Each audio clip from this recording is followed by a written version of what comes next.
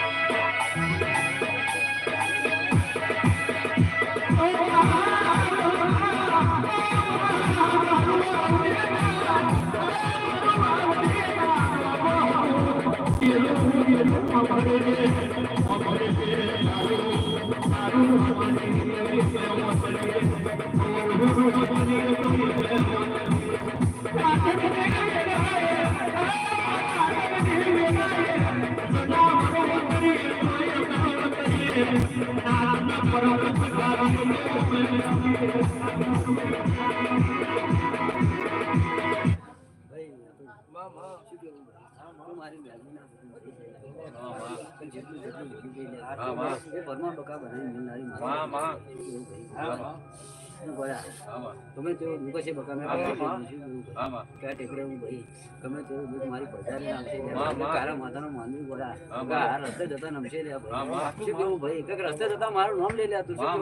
જો ગોળા એનો દુઃખ લઈને બેસી જવું ભાઈ મારા મનવાનું કઈક મોટી જબાન ટેકરે માતા બેઠી જઈ થઈ